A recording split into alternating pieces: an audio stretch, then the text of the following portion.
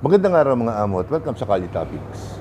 Sa video na to ay magkokomento tayo patungkol po dito sa mga bagong pangyayari sa kaso ni Pangulong Rodrigo Duterte. Dating Pangulong Rodrigo Duterte at nasa balita naman lahat yan. So marami sa atin ang nakapanood niyan.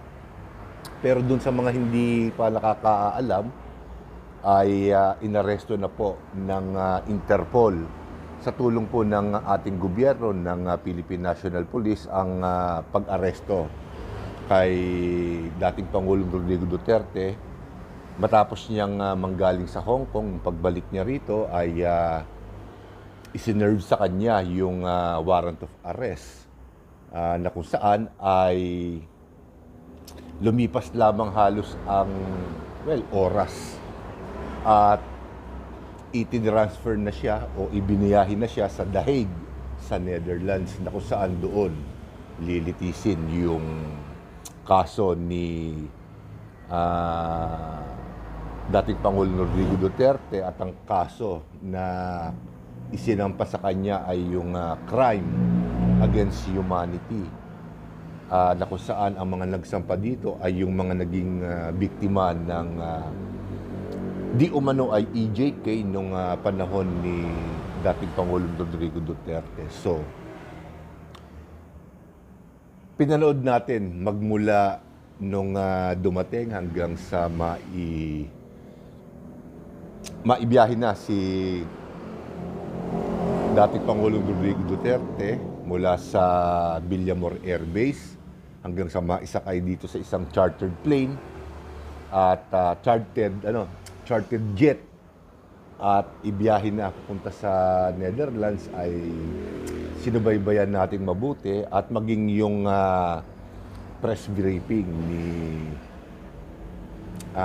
Pangulong Bongbong Marcos at nagpaliwanag siya o pinatutuhanan niya yung partisipasyon ng gobyerno sa pag-aresto kay dating Pangulong Rodrigo Duterte. So ngayon, sa mga oras na to, hindi lang natin tiyak kung saang lugar o saang bahagi ng Pilipinas naglulunsad ng, hindi pa kumpirmadong bilang ng mga tao na sumusuporta kay Pangulong Rodrigo Duterte.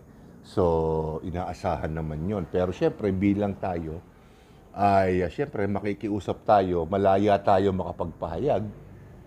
Gawin lamang po natin itong mapayapa at pabayaan natin yung gumulong, yung hustisya. Na noong ko pa naman sinasabi na kung ako ang tatanungin, mas gugustuhin ko na matuloy o masampa yung kaso laban kay dating Pangulong Rodrigo Duterte. Nang sa ganon, malaman talaga natin kung may na-violate ba o kung talagang nagkasala si dating Pangulong Rodrigo Duterte sa kanyang advokasya noon, yung kanyang ipinaglalaban against drugs, yung kanyang drug war. So, nakakalungkot nga lamang siyempre dahil siya imbis na dito siya litisin, ay humantong pa na mapunta siya sa Netherlands, sa The Hague, sa ICC, na kung saan yun ang magsasagawa ng paglilitis sa kanya. Alam nyo, ang mapunta sa The Hague ay medyo mahapde, dahil hindi gagana rito yung yung impluwensya mo. So, dito talagang lalabang ka ng ngipin sa ngipin, lalo na't mga maestrado, ang mga bumubuong maestrado dito sa iyong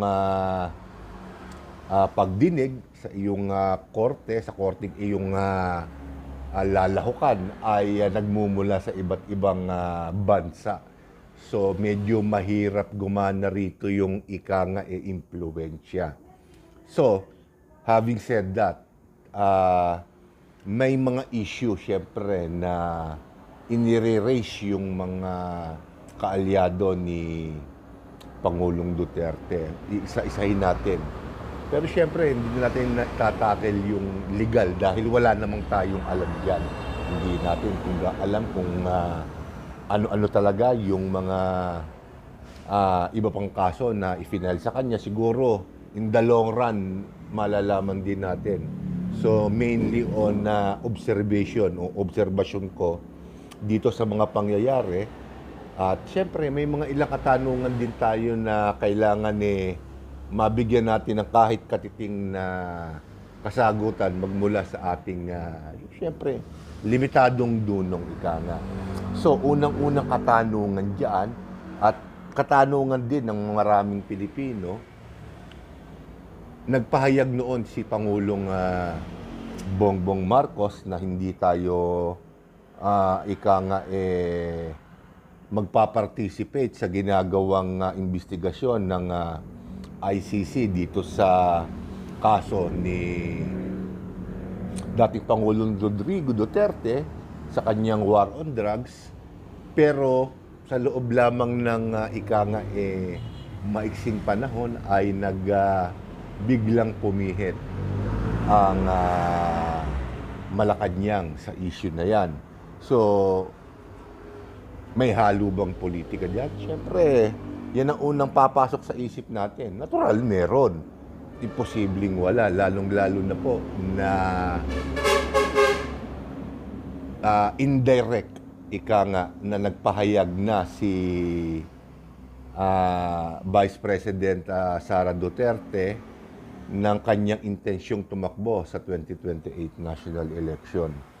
At siyempre, sa kasalukuyan, wala pa naman tayong nakikitang matibay-tibay na maaaring humarap sa mamanukin ng administrasyon sa 2028 national election maliban kay BP Sara, at ikinukonsidera si BP Sara na halos malakas na kandidato. Halos masasabi na ng marami na sure win na. So, walang ipinagkaiba yan dito kay, naibigay ko na rin example ito, yung kay dating Vice President Jeju Marbinay na maagang nagdeklara ng kanyang kagustuhang tumakbo sa pangpanguluhang posisyon.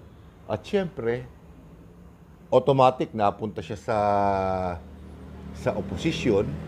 At alam naman natin ang istorya no, na talagang lahat ng putik, lahat ng baho na makakalkal kay dating Vice President Jeju Marbinay ay ginamit laban sa kanya para madiskarel yung kanyang pangarap na manalo sa eleksyon at maging Pangulo. So, bumabalik lamang ang nakaraan na kung saan ang binabakbakan naman ngayon ay ang mga Duterte at ang main target nila ay si BP Sara, na nakakalungkot dahil syempre yung mga ganyan diskarte talagang bulok na. So, kahit ano pa ang sabihin ng Malacanang, kitang-kita naman na ito ay politically motivated. Bakit kamo? Sinabi ni Pangulong na Bongbong Marcos na hindi siya makikisa sa investigasyon ng ICC. Siyempre, dahil kumalas na nga po tayo dyan. At noong mga panahon na yon, nung nag-uumpisa pa lamang po silang manungkulan, mag-best friend pa sila ni Vice President Sara Duterte. At totally, wala ng pag-asa ang ICC na malites, mahuli si Pangulong Rodrigo Duterte noon dahil siyempre sanggandikit si PBBM at si BP Sara. Pero nag-iba ang ihip ng hangin, ngayon ay totaling magkalaban na sila, kaya nangyari ang dapat mangyari. Nahainan ng warrant of arrest si dating Pangulong Rodrigo Duterte at naibiyahe pa. Tuloy-tuloy, walang hinto sa Netherlands. At ang naging palusot, syempre may palusot yan, ay ang ginamit ng ICC para makarating o para makuha nila si BP Sara, si former President Rodrigo Duterte ay sa pamamagitan ng Interpol na kung saan ay nakaanib tayo. So nakakita sila ng magandang excuse, ika nga, para mahuli o masilbihan ng mandamiento de arresto si former President Rodrigo Duterte at tuloy-tuloy na maibiyahe sa Netherlands sa dahig. So, ang mga abogado naman ni dating Pangulong Rodrigo Duterte, syempre natural yan, bayad yan, magpapile dito ng kung ano-anong legal remedies ika nga para mapigilan yung pag-aresto, pagdala kay former PRRD sa dahig ay ginawa, pero syempre to no avail dahil naibiyahe nga yung matanda. Ang nakakagulat nga lamang po dito, may mga napanood tayo mga eksperto na sinasabi na yung tagal ng paglilitis dyan sa kasaysayan ng ICC ay ang pinakamaiksi. Recorded na pinakamaiksi dyan ay 2 taon, average 8, at ang pinakamatagal umaabot na 10 taon. Si former President Rodrigo Duterte ay mag-80 na. So kung sundin na lang natin yung average na 8 taon, mag-87, 88 na siya. Baka hindi niya nakayanin yun sa kondisyon ng kalusugan ni dating Pangulong Rodrigo Duterte ngayon ay medyo fragile na siya at marami ng sakit. Baka, wag naman sana, pero baka hindi na niya matapos yun. Pangalawa, hindi ako naniniwala na aapurahin yan ng ICC dahil sa kasaysayan ng ICC, sa pagkakatanda ko, ang unang pinaka-sensational case na inabutan ko na may isip na ako na nilitis dyan ay si Saddam Hussein. Yung sa Kuwait ba yun? Presidente ng Kuwait. Kuwait nga ba? Oo, parang Kuwait. Yun ang pinaka-sensationalized na case na nahawakan ng ICC. At ngayon, sa ikalawang pagkakataon, natitiyak ko, ang pinaka-sensational case na mahahawakan ng ICC ngayon ay itong kay dating Pangulong Rodrigo Duterte, dahil aminin man natin at sa hindi, nung kapanahunan ng termino ni dating Pangulong Rodrigo Duterte ay kilalang-kilala siya sa buong mundo. Kaya patatagalin yan ng ICC. Dahil, mayroon silang konting problema ngayon, ang ICC sa Amerika, at kinakailangang magpabango ang ICC para makakuha ng suporta at para malabanan ngayon ang Amerika, dahil hindi signatory ang Amerika sa ICC, so hindi sila miyembro. So may mga personalidad yata sa Amerika na gustong kasuhan, ulihin ng ICC, pero pinipigilan ng US hanggang sa dumating yata doon sa punto na kinakita sila ng United States na magbibigay ng sanction sa kanila kapag tinuloy-tuloy nila yan. So, para bumango ang ICC, nakikita ko na magagamit itong kaso ni dating Pangulong Rodrigo Duterte, dahil magiging balita ito sa iba't ibang panig ng mundo. So, pagdating naman sa Malacanang, yung parang sinabi ko kanina, politically Politically motivated yan. Siguradong sigurado yan. Kahit sino ang tanungin mo, may politika dyan. Nagkataon nga lamang na nakakita sila ng butas. At hindi naman siyempre tayo pwedeng maniwala na hindi sila sikretong nakipag-coordinate sa ICC para mapag-isipan kung papaano nila mahuhuli si Pangulong Rodrigo Duterte nang hindi masisira yung sinabi ni Pangulong Bongbong Marcos na hindi sila makikipagtulungan sa ICC. So, hindi naman ako naniniwala na merong advisor si Pangulong Bongbong Marcos na matalino na magsasabi na bakit hindi natin padaanin sa ICC.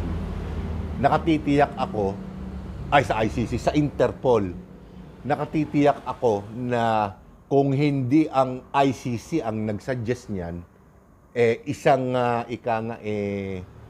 miyembro ng ICC, o basically ICC, ang nagturo sa kanila kung paano sila makakapasok sa Pilipinas nang hindi masisira si Pangulong Bongbong Marcos. Pero magkaganon man, well, yung diskarte naman talaga ay totoo. Yung sinabi ni Pangulong Bongbong Marcos sa kanyang press briefing kani-kanina lamang ay ayon naman ako doon dahil syempre tumutulong din ng Interpol sa atin para yung mga hinahabol naman natin sa labas ng bansa na maaari tayong matulungan ng Interpol ay hindi naman talaga tayo napapahiya.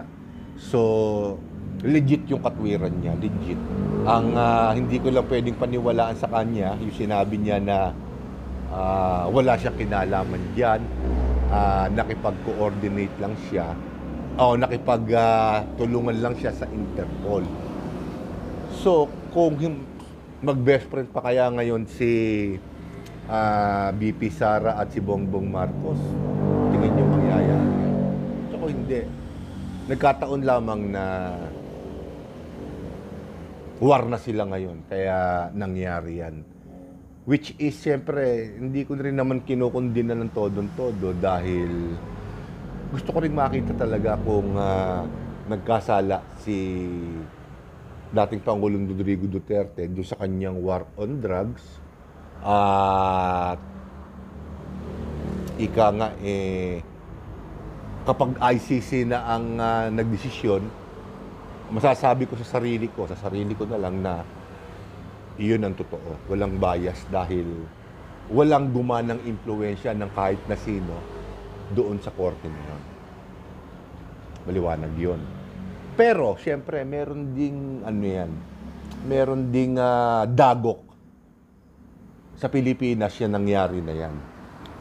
Sinasabi ng mga eksperto na kapag ang ICC ang last resort ng mga naaapi, kapag ang judicial system ng isang bansa, lalong-lalo na ang involved ay isang mataas na opisyal o mismong ang pinuno ng bansa na yon, ang inaakusahan, ang kriminal, ang judiciary system o ang judicial system ng bansa na yon ay hindi na gumagana o hindi na mapagkakatiwalaan. Malinaw yon. Ngayon, sa nangyaring ito kay Pangulong Rodrigo Duterte, direktang inamin na rin ng ating pamahalaan, ng ating judiciary system, ng judicial system, na hindi gumagana ang ating hustisya sa ating bansa. Dahil yun ang yun ang pinaka-essence nun Hindi ba? May interview si dating Senador Trillanes, hindi ko na lang paiiksiin ko na lang, sinabi niya, hindi eksaktong salita yung manggagaling sa akin pero sinabi niya na kung may kaso dito, buhay na kaso, nasampahan ng kaso si dating Pangulong Rodrigo Duterte dito sa korte na to, walang magagawa ang ICC. Dahil may existing na kaso si dating Pangulong Rodrigo Duterte dito, walang magagawa ang ICC. Dangan nga lamang at walang kaso si dating Pangulong Rodrigo Duterte dito. Kaya nagkaroon ng pagkakataon ang ICC na mag-intervene. Dahil sa opinyon ng mga eksperto dito sa atin at ng ICC ay hindi na gumagana o wala nang kredibilidad ang ating judiciary system dito para litisin ang isang dating Pangulo dahil sa kanyang influensya. Doon medyo nalagukan ang Pilipinas at ang administrasyon. Direkta na rin nilang inamin. Siyempre, dapat maintindihan din natin na o ma-realize na natin na talagang totoo yung kasabihan na ang hustisya dito sa Pilipinas para lamang doon sa may pera at may kapangyarihan. Kapag ikaw ay mahirap, diretso oplo ka. Oblo pala. Diretso kulungan ka. Wala nang due process sa'yo. Sintensya ka kagad. Dahil hindi mo kayang bumayad ng dissenting abogado. Magpo-provide nga ng estado ng abogado sa'yo, pero hindi ko naman minamaliit ang PAW, pero hindi ka naman seseryosohin ng PAW. Dahil ire-represent ka lang niya sa korte at sumatotal, wala magiging pera sa'yo. Siyempre, kumakain ng tao, kailangan natin ng pera. At hindi makakatulong ang kaso ng isang mahirap sa isang abogado. Mga ganung bagay, kahit anong sabihin ng mga magagaling na abogado dyan, kapag hindi ka nakakuha o hindi mo kayang bumayad ng magaling na abogado, diretso kulungan ka. Kung mahirap ka, kawawa ka. So, diyan ang patunay, o yan ang patunay, na hindi talaga gumagana ang ating, hindi gumagana ng maayos ang judiciary system natin o ang judicial system sa ating bansa. Nasaan ngayon yung mga maestrado, bakit hindi sila magkomento? Siguro baka mamaya pa magkokomento sila kung bakit nagkaganon. Di ba? Nag-iisip pa sila. Nag-iisip pa sila ng magandang ipangbobola sa ating mga Pilipino. Pero nangyari na nga ang dapat mangyari. Nakita na ng buong mundo na meron tayong presidente. Na akala natin ay gumagana ang judicial system sa ating bansa. Pero si Pangulong Rodrigo Duterte ay ibinigay natin sa ibang korte para doon malitis dahil hindi siya kayang litisin dito. Dahil natatakot, ewan natin kung ang gobyerno o yung mga nag-file ng kaso dito na maimpluwensyahan ang judiciary na hahawak sa kaso niya. So ano ang tawag doon? Walang kakayahan. Inamin na po yan. Harap-harapan ng ating gobyerno. Kaya nangyari ang dapat mangyari. Sa aspetong politikal, meron yan. At makakaapekto ng malaki yan sa pinaplano ni BP Sara sa 2028. Kung mai-impeach siya. Konektado yan magkakonekta yan. Pangatlo, sa politika pa rin. Ilang buwan na lamang ay magkakaroon na tayo o magkukundak ulit tayo ng eleksyon. At syempre, ang mga politiko ngayon nangangapa. Nang mahuli si Pangulong Rodrigo Duterte, wala tayong masyadong politikong nakita na nagkukomento. Lalo sa mga senador, wala. Wala. Tulfo, si Robin Padilla, wala pa nagsasalita. Si Risa Ontiveros lang. Given na yon dahil siyempre, Gusto nga niyang mahuli si dating Pangulong Rodrigo Duterte. Pero yung ibang senador, wala. Sa mga kongresista, siyempre given yung Makabayan Black, given. Pero yung ibang congressman na dating natulungan ng mga Duterte, wala. Plus, hindi pa natin alam kung ano ang magiging galawan ni BP Sara, kung siya ba ay mag-i-endorso ng mga politiko, ng mga kandidato niya, preparasyon para sa 2028. Dahil siyempre yung iba dyan, mangingilag yan. Na dapat mapag-isipan din. Tama yung sinabi ni BP Sara, wala ka na mapagkakatiwalaan sa mga politiko ngayon. Kaya hindi ko rin siya masisi kung bakit nasabi niya na mahirap mag-endorso ngayon ng mga politiko. Pero sa ayaw at sa gusto niya, sa aking opinion, kinakailangan niya ng mga bagong kaalyado. Mapagkakatiwalaan man o hindi. Siguro nasa sa kanya na lang yun kung paano diskarte ang gagawin niya. Pero kailangan mag-endorse siya. Sa ngayon, yan lang ang magagawa niya. Dahil ang ama niya nasa dahig na, talagang kailangan suportahan mo na lang ng moral at syempre maihanap mo ng medyo malupit-lupit na abogado. Wala na sa kamay ng Pilipinas yan. Tama si former Senator Enrile, wala na sa kamay ng Pilipinas yan. Nasa ibang court na. So, kung isisisi pa ni BP Sara dito sa atin yan, magsasayang lang siya ng laway.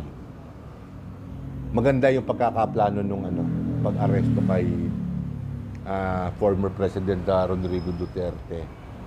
Sumablay lang sila ron sa sa katwiran na hindi sila makikialam. Nakialam sila. Hindi maring hindi. Kasi kung hindi sila nakailam, hindi mangyayari yan. May nakialam sila. At yung mga nagpromotor niyan, yung mga nanggigigil talaga na magkaganyan, yung mga umepal, nasan sila ngayon? Nananahimik sila kasi mga kandidato sila ngayon eh. Di ba? Ayaw nila ng ganyan. Malaking bilang pa rin ang dala ni BP Sara sa kahit na kaninong kandidato. Kaya nag-iingat din sila. Pero in terms of kung lumakas o humina si BP Sara, well, malalaman natin yan sa loob ng mga 1-2 araw. Pakikiramdaman pa natin yan. Pero as of this moment, sa tingin ko,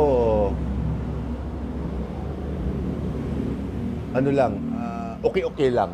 Hindi bumaba, hindi andun pa rin, pantay pa lang. Kung nasaan ang estado niya ngayon, nandun pa lang, hindi pa bumababa o hindi pa tumataas. Sa mga susunod na araw, mararamdaman natin yan. Pero, nakakalungkot nga lamang, siyempre, dahil, hindi ba, may edad na yung tao. At kung napakinggan nila sana yung mga komento ko noon, dapat dito pa lang kinasuhan na siya para hindi na nakapakailam yung ICC. Pero talaga akala nila makakalusot sila. Sabi nga nila pagka gusto, maraming dahilan. Pagka gusto, maraming paraan. Pag ayaw, maraming dahilan. Pagka gusto, may paraan. Pagka ayaw, maraming dahilan. So, sad to say talagang nangyari. Well, aabangan din natin siyempre yung mga balita pagdating sa dahig.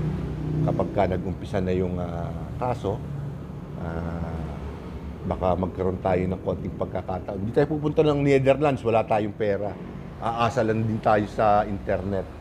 Pero siyempre, iba rin yung makita natin sa internet kung paano ba tatakbo yung kanyang kaso.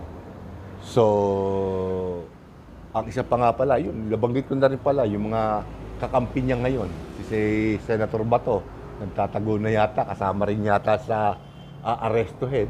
Nagtago na yata, hindi na makontak. So, yung mga kaalyado niya, maliban dun sa mga nakita natin sa TV, na sumama kay kaasawa sa esposa ni former President Rodrigo Duterte, wala nang dumamay sa kanila. So, konti lang ang naiwan sa tabi ng mga Duterte. Pero, sabi nila, nag-iiba ang ihip ng hangin. Hindi natin alam. Yung mga vloggers na pro-Duterte, andun ngayon sa Villamor. Ewan ko, wala na yata ngayon. Nag-disperse na. Yan ang mabigat sa kumakampi ka.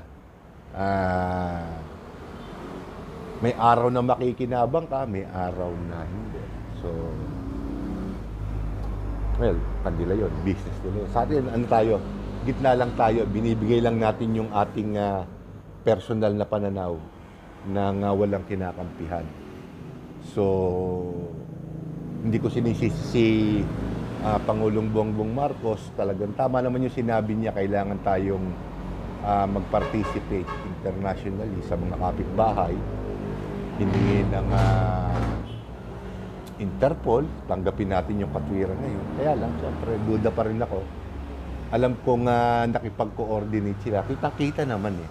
Kitang-kita naman sa galawan nila na nakipag-coordinate sila ng palihim sa ICC. Kasi hindi sila ganun katalino para maisip nila yun na, pwede pala natin gamitin yung Interpol. Hindi ba? Sa Interpol na lang natin pahuli. Kunyari, nag-request sa atin. Hindi ba? Lusot nga naman. Hindi ba? Hindi tayo nakipag-coordinate sa ICC, pero sa Interpol, nakipagtulungan tayo. Di na ilusot, di ba? Kaya lang, hindi sila ganun katalino. Wala akong nakikitang matalino sa mga gabinete ni Pangulong Bongbong Marcos na makakaisip ng diskarte na yon. Palansya kung ICC rin na nagturo sa kanila. Well, dito ko na muna tatapusin ng video na yan dahil 32 minutes na, matagal na masyado. So, sa susunod kong video, baka ito uli, malamang ito uli dahil syempre aabangan natin yung mga susunod na pangyayari at malapit na ako maglabas nga pala ng mga posibleng may pakinabang sa Senado na dapat nating ikonsiderang iboto sa darating na eleksyon. So, malapit na rin yun. Mahirap kasi wala tayong makita, puro puro datihan mga gastado na. Pero tingnan natin kung sino yung medyo mainam-inam pa. Hindi ba? Huwag na natin asahan yung hindi magkakapera, yung hindi magnanakaw. Yun na lang may maiaambag. Hindi yung puro kabulastugan. Hindi ba? Hearing, wala naman nangyayari. So, dito ka na muna po tatapusin ang video na to. At sa susunod ko pong mga video ay kung hindi man ito, ay ibang paksa naman po ang ating tatalakayin. So, maraming salamat po sa inyo at magandang araw po.